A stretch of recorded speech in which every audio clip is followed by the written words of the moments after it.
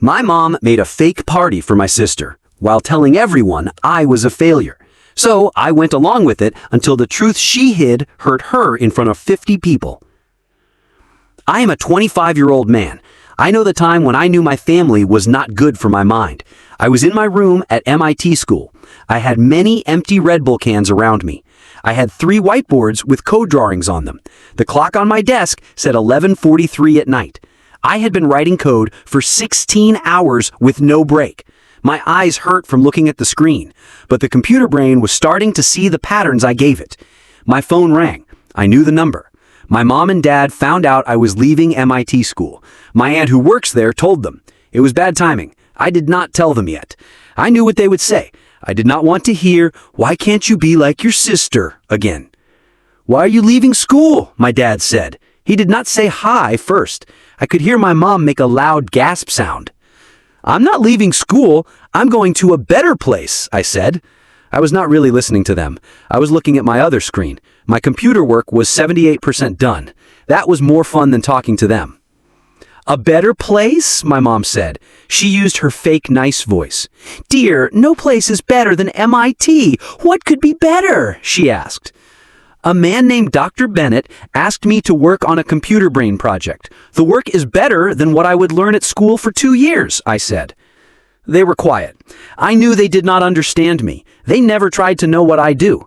To them, all computer work was the same. It did not matter if I fixed their internet or made big army computers. I could have said I was making a computer to fix the world's weather, or I could have said I was making a way to get bad videos faster. They would look just as lost. My dad made a throat sound.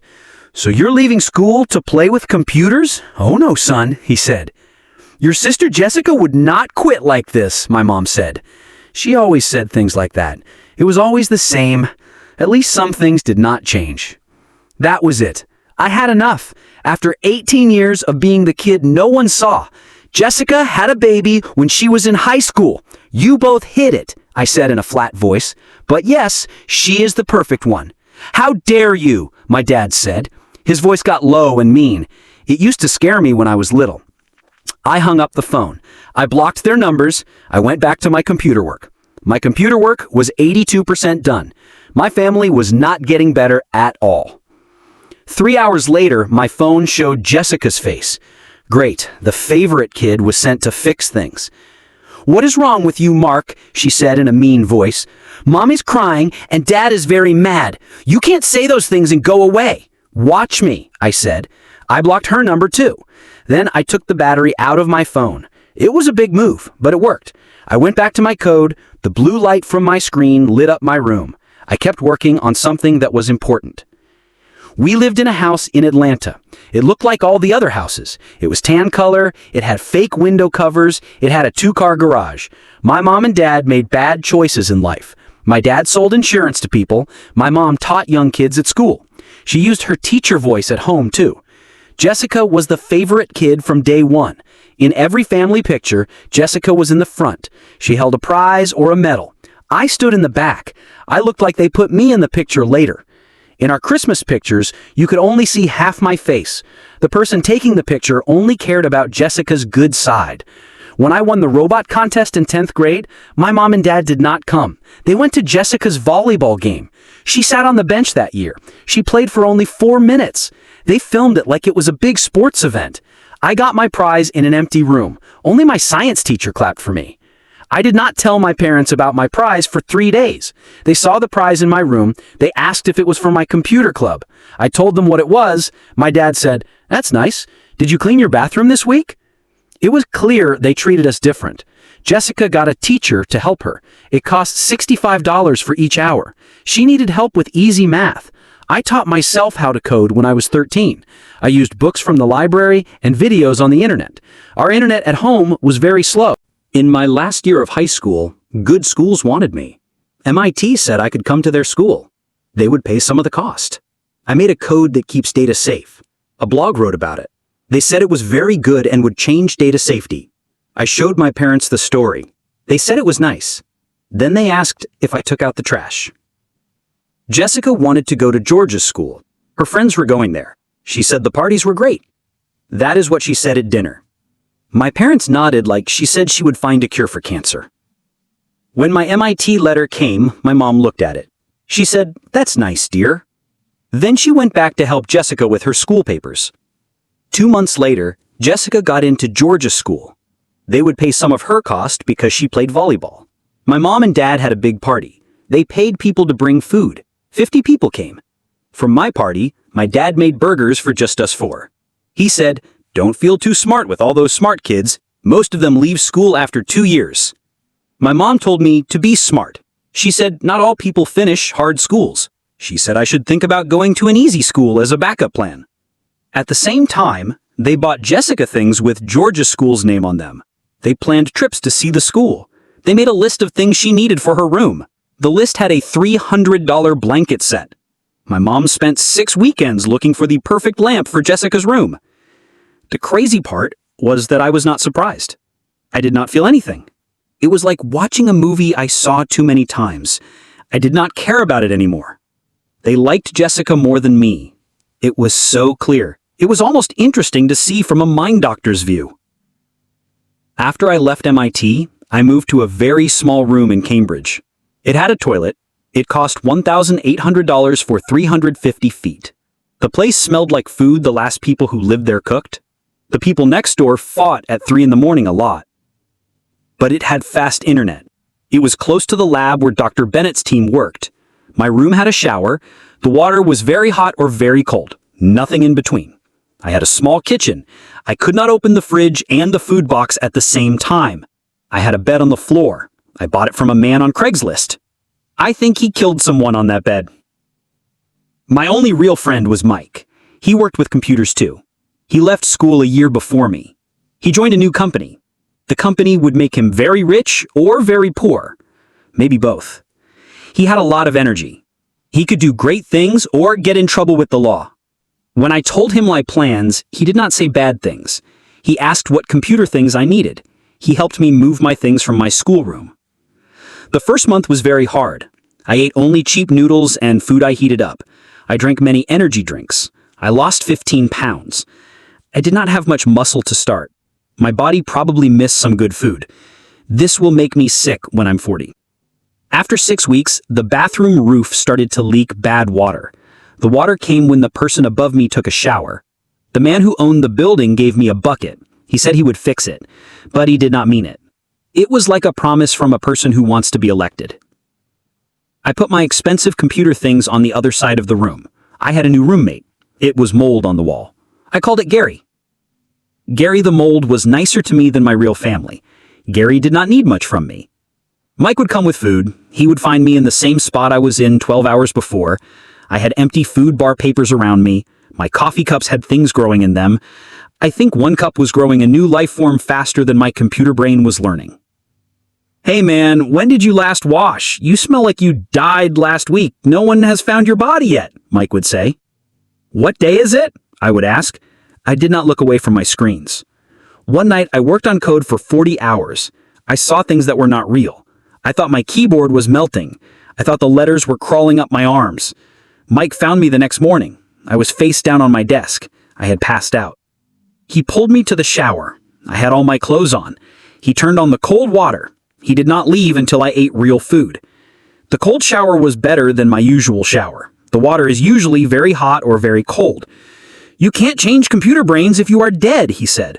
"Also, you will get a sickness from no good food in 2 days. Sailors in the 1700s ate better than you. You need to think about your life choices." I knew it was funny.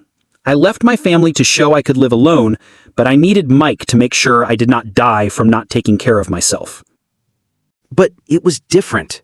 Mike helped me because he cared. He did not want anything from me.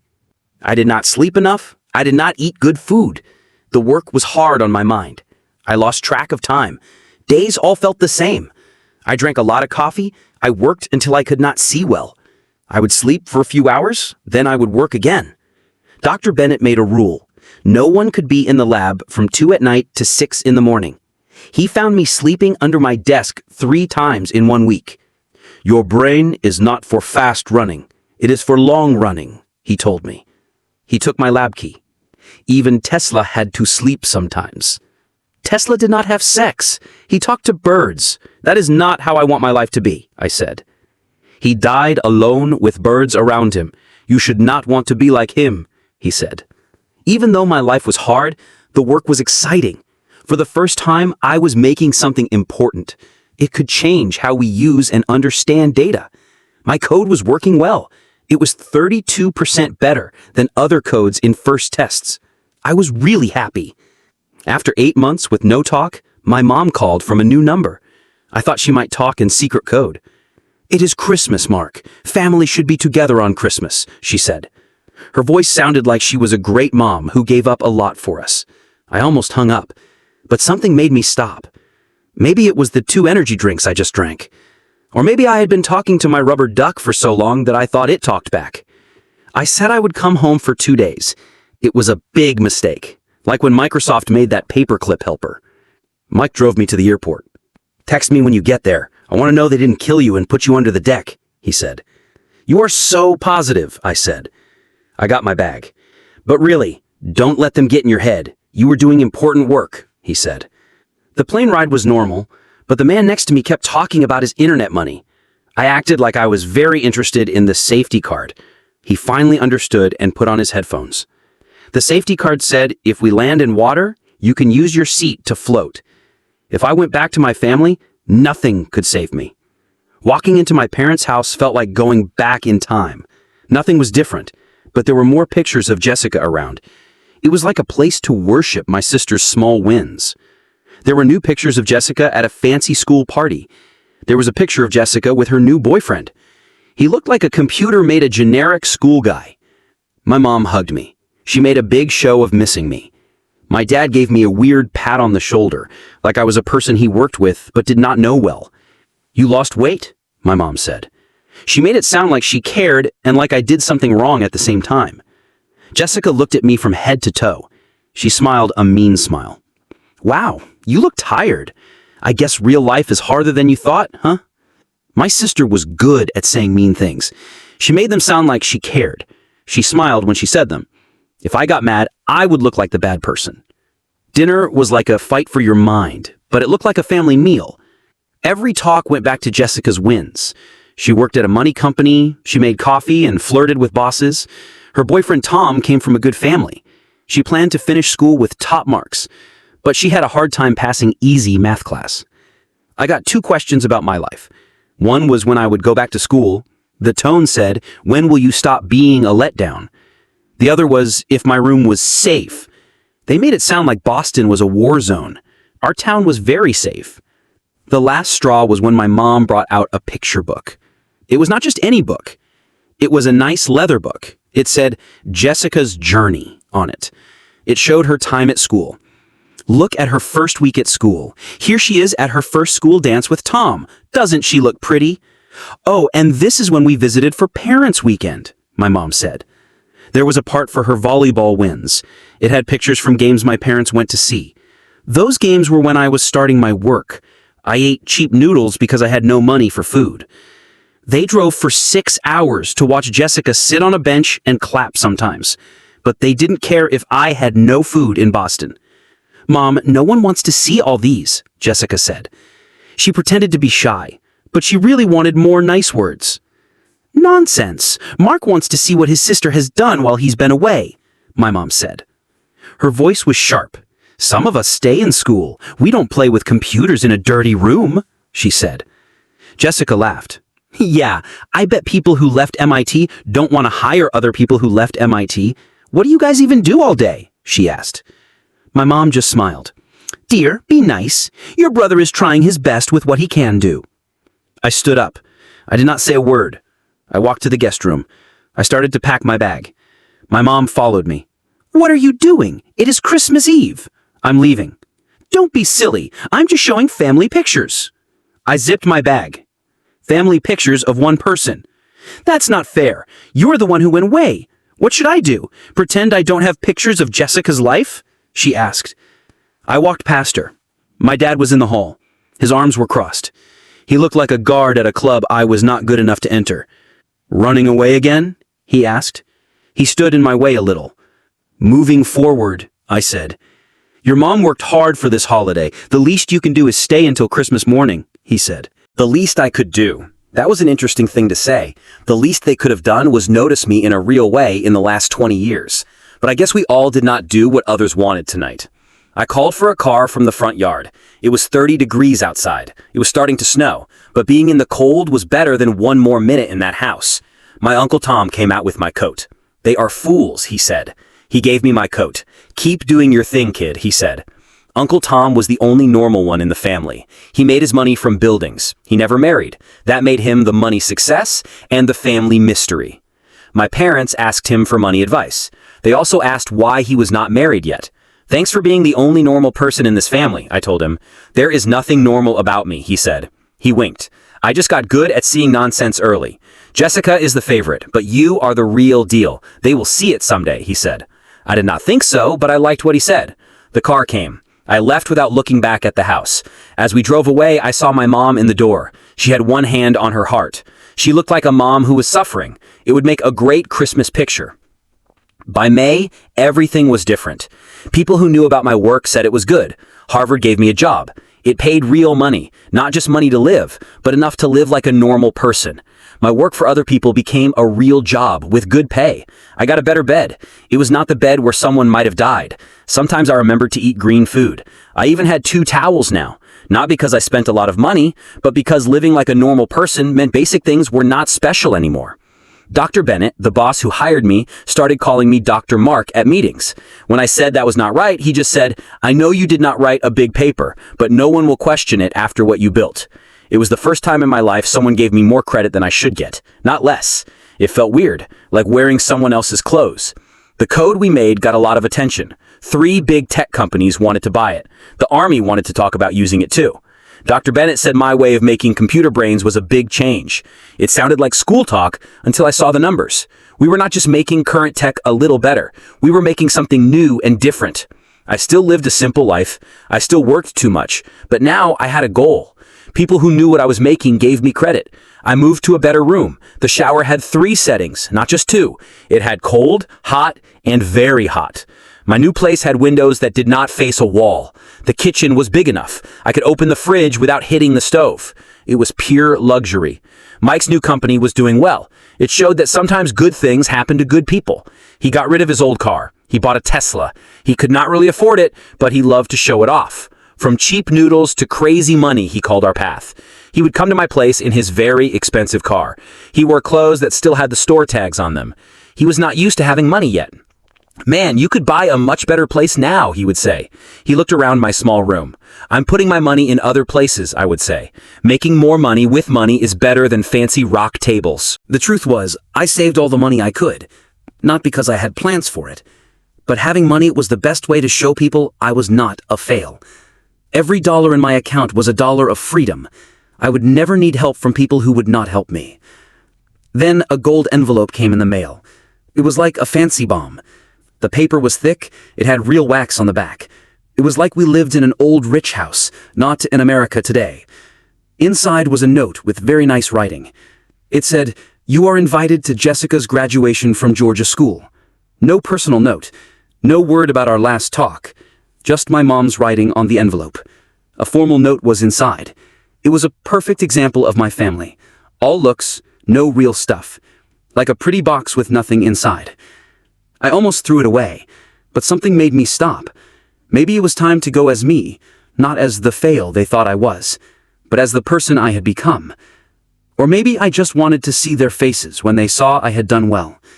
Mike thought I was crazy. These people suck your feelings dry. Why go back for more? It's like you want to hurt your mind on purpose, he said. Because I am done hiding, I said. And maybe I want to see their faces when they know the son they gave up on is now Dr. Mark. That is either the best or worst thing I have heard you say, Mike said. He shook his head. I can't tell which. Me neither, I said, but I am going anyway. The day of Jessica's graduation party, I wore a simple blue shirt and nice pants. I did not go to impress people. No Harvard signs, no signs of my success. I wanted them to see me, not my job or school. Mike said he would drive me. Text me if you need to leave fast. I will be 10 minutes away. I will pretend to shop at Target, like I need more things for my room, he said. The Tesla made people look as we drove to my parents' street. At another time, I might have liked the irony. I came to my sister's party in a car that cost more than her whole school cost. My parents' house looked the same. White brick, nice yard, American flag by the door, like they were in an ad for a house loan. The only difference was all the cars outside. Fancy big cars and normal cars. They belonged to family, friends, and relatives. The backyard had changed. It had small lights. People brought food.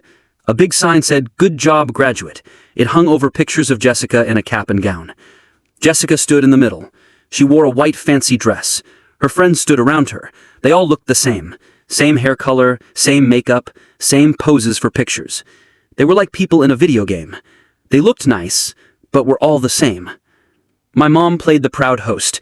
She wore a fancy suit that said, "I have money." My dad was at the bar. He wore nice, casual clothes. Relatives I did not know were around. They looked impressed by all the food. The food had a meat cutting station. It had raw fish. It had a coffee person making special drinks. The whole party cost more than all my saved money. For the next hour, I watched the party from far away. People with fake smiles came to my table. They asked careful questions. "What have you been doing? Will you go back to school? Do you still live in Boston? It is so expensive there." I gave vague answers. I saw them think of me as the family fail in their minds. One aunt kept calling my work my computer fun, like I was playing with toys in a basement. My Uncle Roger asked if I still did that coding thing. He asked like it was something I did as a teen. He thought I would stop doing it. Then my mom hit her glass with a spoon. It was time for the family show.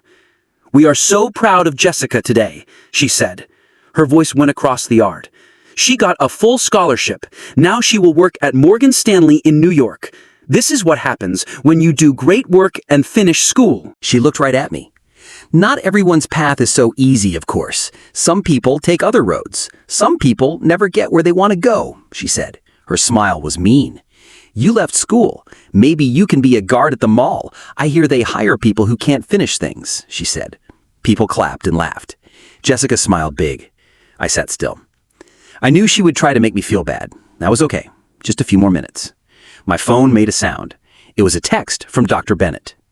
"Car is coming. Talk to news people in 2 hours. Ready?" I just said yes. The timing was too perfect. If I believed in God, I would think he had a sense of humor. And great timing for a show. 3 minutes later, a black car pulled up. Not just any car, a very nice Mercedes. The driver wore a dark suit. His suit cost more than all the clothes in my parents' closets. He walked right to me in the backyard. People stopped talking. They turned their heads. The music got quiet. It was like a scene from a movie, but instead of a happy meeting, it was a big screw you moment. The driver walked with a goal. He did not look at the surprised people. He came to my table in the corner. "Dr. Mark," he said, loud enough for all to hear. "Yes," I said. I did not need to talk loud. "Harvard University's computer brain work sent me. They need you for the news talk in 2 hours," he said. I felt all eyes on me in the backyard. I could almost hear their minds working. They tried to understand what was happening. Dr. Mark, Harvard. Important enough to send a car. Important enough to be called to a news talk. "I'm ready," I said. I turned to look at my mom. Her face was white. Her glass was halfway to her mouth. She looked like a computer that stopped working. Jessica stood next to her. Her mouth was open a little. She did not look pretty like her pictures. My dad was moving his jaw in a special way. He did that when he tried not to look surprised. I did not smile. I did not act happy. I just nodded at my parents. I walked to the car.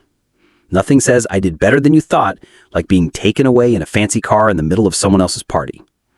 As I got in the car, I saw Uncle Tom raise his glass to me from across the yard. The news talk was about our new computer brain work. It was about how it helps keep data safe. I could have done it another time, but Bennett understood. He had the school send their nice car. It was his quiet way of saying, "Screw you" to my family. "Sometimes science needs a little show," he told me. I had told him about the party. "Especially when you deal with people who don't get science," he said. But wait, it gets better. When I got back to my hotel that night, I had a text. It was from a number I did not know. "It's your cousin Lisa. I got your number from Uncle Tom. I need to talk to you about something important. Can I call you?" I said yes. I was curious. Lisa was never on a side in family fights. She was not close to me, but she was not mean to me either. What she told me was better than any payback I could have planned. "The whole graduation party was fake," she said right away. Jessica failed 3 classes this term. She still has 2 more terms before she can graduate. Your mom made the whole thing up. All her friends' kids are finishing school on time. Are you serious? I asked. Yes, very serious. I work in the school office at Georgia. Jessica is in school trouble. That Morgan Stanley job depends on her graduating. That is not happening soon. They will take the job away when they find out. Your parents got another loan on their house. They used it to pay for her extra school and the party. Your dad's insurance work is down 40% this year. The irony was too perfect. My sister, the favorite, had been living a lie. My parents did not want to face the truth. They threw a fake graduation party. They had a pro picture taker and paid for food, all to look good. How long have they known? I asked. I tried to understand this news. Your parents? At least 2 months. Jessica got the news after spring break. Your mom called the school office herself. She asked if they could do anything special. She tried to give money to the sports department. She wanted to make Jessica's bad grades go away. It almost became a big problem. It was so like them. I was not even surprised. The whole family was built on lies. The successful insurance man who was really in debt. The perfect daughter who was really failing school. The son who was a disappointment but was really changing his field. Thanks for telling me, I said to Lisa. You should know. Also, that car thing today was great. Aunt Karen is still very upset about it. She called me. She asked if I knew you worked at Harvard now. I laughed. It felt like the first time in years. Let her keep wondering, I said. The next morning, I had an email from my mom. The subject said, "So proud of you." The email was short. "Dear, we had no idea you were doing such important work. Your father and I would love to hear all about it. Also, things have been hard with Jessica's school and the party costs. If you can help the family with money, we would be so happy. Love, Mom." No, I'm sorry. Just a request for money. Now that they knew I had money. This woman had a lot of nerve. I waited 2 days before I called her. I waited just long enough. She thought I might say yes. She started to plan how to spend my money. "Mark, I'm so glad you called. We were all so impressed by—" "Stop the nonsense, Mom," I said. I cut her off. "I know about Jessica." Silence. A heavy silence. "What about Jessica?" she asked. Her voice had a dangerous sound. She used that voice when her perfect world was in danger. "I know she failed her classes. I know she is not graduating. I know the whole party was fake." More silence. "Who told you that? Was it Tom? He has always been jealous of—" "It doesn't matter who told me. What matters is you are still playing the same games. You are still making up stories. Now you want my money to pay for them." "That's not fair. We supported both of our children," she said. I actually laughed. It was too absurd. Supported? You threw a fake graduation party for Jessica. It probably cost more than my rent for a whole year. I ate cheap noodles for months. You would not help me pay for my room. "We would have helped if you stayed in school. You chose to leave," she said. "And now I have a job at Harvard. Jessica is in school trouble. Funny how that worked out," I said. I could hear her grinding her teeth. She was probably worried. What would her friends think? The thought of telling her tennis friends why Jessica was not really working at Morgan Stanley probably made her sick. Her whole life was about having a perfect daughter with a perfect life. The real story did not match the story she told for 20 years. "So you won't help your family after all we did for you?" she asked. "What exactly did you do for me, Mom? Name one thing in the last 5 years," I said. The silence told me everything. She was probably thinking of a list of fake things she did for me. She tried to find one that sounded real. "Don't call me again. Not for money, not for holidays, not for anything. We are done," I said. I hung up. I blocked her new number too. 30 seconds later, I got a text from my dad's phone. I did not read it. I blocked that number too. This was not a talk or a deal. It was an end. Uncle Tom texted me later that day. "Heard you burned the bridge. About time. Drinks on me next time you're in town." Mike texted next. "So, did you give in and send them money for Jessica's school?" I replied, "Does MIT give a degree?" "No." "Ha ha ha, that's my boy." I never went to another family event. I did not answer the many texts from relatives who had ignored me. My success was not their story to tell. Their fails were not my job to fix. The invites kept coming for a while. Holidays, birthdays, random family parties. I threw them all away. Jessica's texts started angry. Then she tried to control me. Then they stopped. She was the favorite her whole life. She did not know how to live in a world where that didn't matter. The best part? 6 months later, Mike and I sold our first code patent. The check had so many zeros I couldn't believe it.